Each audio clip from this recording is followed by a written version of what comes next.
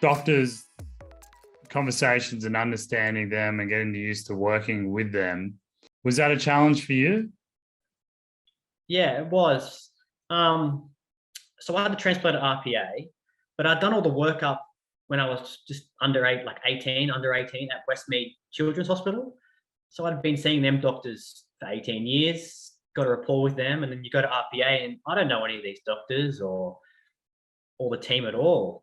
And then I ended up having the transplant, and they do their ward rounds every day, and I wouldn't even know who they were or who the surgeon was.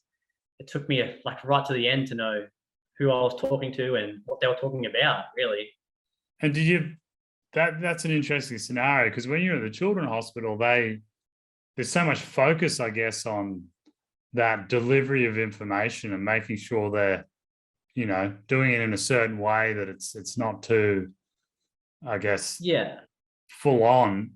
But then you've gone straight into an adult hospital for the transplant as you transition, and then you're getting that more blunt sort of no mess around talk.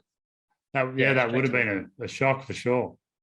Yeah, it was a shock, and that was straight to the point, and sometimes it was shocking to hear, and ended up being a rejection just after I had the transplant, and it's the way they would say it.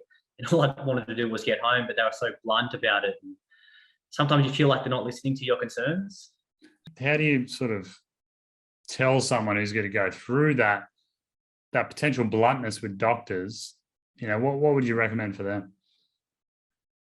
I think they just got to put your foot down and just ask for them to explain it more, because they're just trying to do a quick ward round to see everyone. I know what it's like now being in the medical field. There's always a lot of people and a lot of things to do. So putting your foot down, asking some questions, and get them to explain what's going on.